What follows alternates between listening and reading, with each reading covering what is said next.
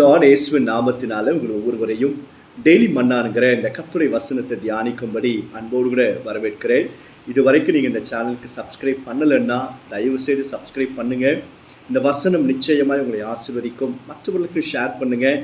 கண்டிப்பாக கர்த்தர் உங்களையும் ஒரு குடும்பத்தையும் ஆசீர்வதிப்பாராக. இன்றைக்கு கர்த்தருடைய வசனத்தை அப்போஸ்தலர் 12வது அதிகாரம் 10ஆம் வசனத்தை வாசித்து தியானிக்க போகிறோம். அவர்கள் 1ஆம் காவலையும் 2ஆம் காவலையும் கடந்து நகரத்திற்கு போகிற இருப்பு கதவண்டையிலே வந்தபோது அது தானாய் அவர்களுக்கு திறவுண்டது. அதன் வழியாய் அவர்கள் புறப்பட்டு ஒரு வீதி நெடுக நடந்து போனார்கள். உடனே தூதன் அவனை விட்டு போய்விட்டான்.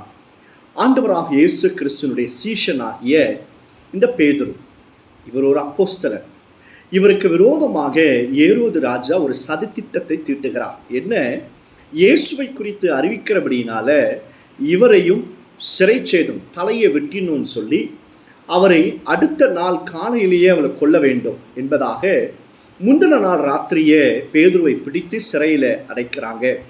வேதத்தில் எழுதப்பட்டிருக்கு, பேதுருவுக்காக சபையார் எல்லாரும் கூடி ஜோம் பண்ணுறாங்க, ஊக்கமாக ஜோம் பண்ணுறாங்க.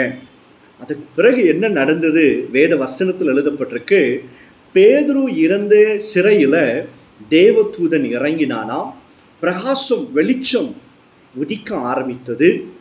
அந்த பேதுருடைய கைகளிலும் கால்களிலும் இருந்த சங்கிலிகள் எல்லாம் அவிழ்க்கப்பட்டு அவருடைய செப்பலை போட்டுக்கொண்டு இந்த தேவதூதன் என்ன பண்ணாரா, இந்த பேதுருவை வெளியே கொண்டு வராங்க. வெளியே கொண்டு வரும் பொழுது என்ன நடக்குது? ஒரு காவல் மட்டுமல்ல, நிறைய காவல், 2ஆம் காவல்னு சொல்லி கூட வேதத்தில் எழுதப்பட்டிருக்கு.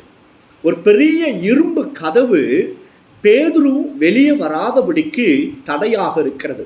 பெரிய இரும்பு கதவு. ஆனால் வேதத்தில் எழுதப்பட்டிருக்கு பாருங்க, அது தானாய் திறவுண்டது, தானாய் திறக்கப்பட்டது என்பதாக. இன்றைக்கு இந்த வசனத்தை கேட்கிற கர்த்தர், இந்த வசனத்தை கேட்கிறவங்க ஒவ்வொருவரோடு கூட பரிசுத்த ஆவியானவர் பேசுகிறார். உங்களுக்கு முன்பாக தடைகளைப் போல காணப்படுகிற காரியங்கள், அடைக்கப்பட்டிருக்கிற எல்லா கதவுகளும் இயேசுவின் நாமத்தினால தானாய் திறக்கப்பட போகிறது. இந்த வசனத்தை விசுவாசிப்பீங்கன்னா, இந்த வசனத்தின்படியாய் நாம் வாழ ஆரம்பிப்போம்னா பாருங்க, தானாய் கதவுகள் திறக்கப்படும்.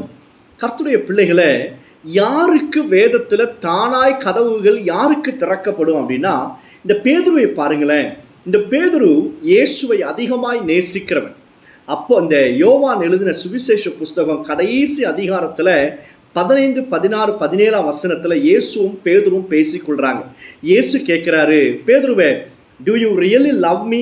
என்னை உண்மையாகவே நீ நேசிக்கிறாயா என்று சொல்லும் பொழுது பேதுரு சொல்கிறாரு, ஆமா ஆண்டவரே, ஆமா ஆண்டவரே, ஆமா ஆண்டவரே என்று சொல்கிறார்.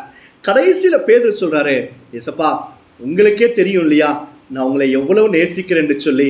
நான் உங்களை உண்மையாகவே நேசிக்கிறேன் ஏசப்பா.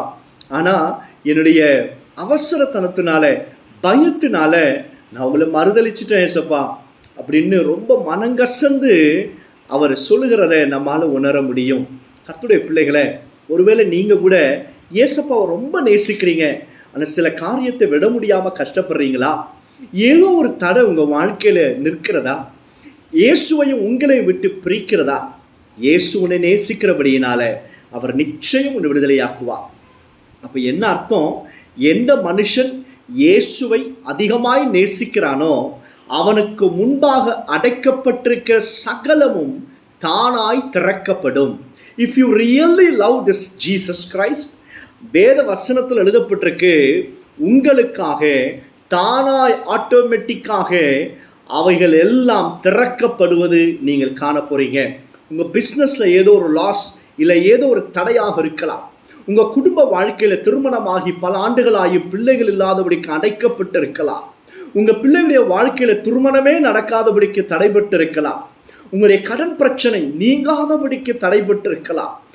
எந்த காரியம் அடைக்கப்பட்டு இருந்தாலும் சரி, இன்றைக்கு இந்த வசனத்தின்படியாக இயேசுவின் நாமத்தினால தானாய் திறக்கப்பட போகுது. யாருக்கு கர்த்தர் இந்த அற்புதம் செய்கிறாரா? எந்த மனிதன், எந்த மனுஷி இயேசுவை உண்மையாய் நேசிக்கிறார்களோ அவர்களுக்கு கர்த்தர் சொல்லுகிறார், தானாய் கதவு திறக்கும், தானாய் எரிகோ விழும்.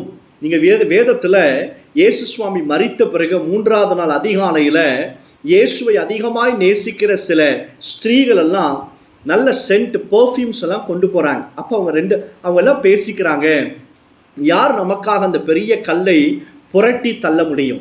அந்த இடத்துல போய் பார்க்கும் பொழுது இயேசுவை வைக்கப்பட்டிருந்த கல்லறையில் இருந்த அந்த பெரிய கல் புரட்டி வைக்கப்பட்டிருந்ததா. பாருங்க, இவர்கள் எல்லாரும் இயேசுவை நேசித்த பெர்ஃப்யூம் என்னெல்லவோ கொண்டு போறாங்க. ஆனபடியினால அவர்கள் போவதற்கு முன்பாகவே அடைக்கப்பட்டிருந்த பெரிய கல் புரட்டி வைக்கப்பட்டது. உங்களுக்கும் கர்த்தர் அப்படிதான் செய்வார். நீங்கள் இயேசுவை உண்மையும் உத்தமமாய் நேசிக்கிற பிள்ளைகளா இருப்பீங்கன்னா நிச்சயமாக வேதத்தில் எழுதப்பட்டிருக்கிறது, உங்களுக்காக தானாய் கதவுகள் திறக்கப்படும். பயப்படாதீங்க. மனுஷன் அடைத்தாலும் கர்த்தர் திறப்பார். மனிதன் அவைகளை பூட்டினாலும் இயேசுவின் நாமத்தினால திறக்கப்படும். உனக்கு ப்ரமோஷன் வரக்கூடாது, நீ உயர்வடையக்கூடாது என்று சொல்லி எந்த மனுஷன் எந்த தடைகளை வைத்தாலும் சரி, இயேசுவின் நாமத்தினால இன்றைக்கு அவைகள் ஆட்டோமேட்டிக்காக தானாய் திறக்கப்படுவது உங்கள் கண்கள் காணும். Be the Christ lover. நீங்கள் இயேசுவை நேசிக்கிற நபராக இருப்பீங்கன்னா உங்களுக்காக கதவுகள் தானாய் திறக்கப்படும். ஜோமன்லாமா. பரலோக பிதாவே, யாரெல்லாம் இந்த நாள் இந்த வாக்குத்தத்தத்தை விசுவாசிக்கிறார்களோ bless them O Lord. இயேசுவின் நாமத்தினால அப்பா, ஊழியத்துக்கும் எங்களுடைய கைகளின் பிரயாசத்திலையும் ஆசீர்வாதங்களுக்கு விரோதமாய் அடைக்கப்பட்டிருக்கிற எல்லா சத்ருவின் அடைப்புகளையும் கதவுகளும் இப்பொழுது திறக்கப்படுவதாக இயேசுவின் நாமத்தினால. நம்முடைய பிள்ளைகள் மகிமையான காரியங்களை பார்க்கட்டும். வல்லமையுடையவர், நீர் மகிமையானவைகளை செய்வதற்காக நன்றி. bless them O Lord. நம்முடைய வசனத்தின்படியாய் ஆசீர்வதியும். இயேசு மூலம் ஜெபிக்கிறோம் பிதாவே. ஆமென். ஆமென். God bless you all.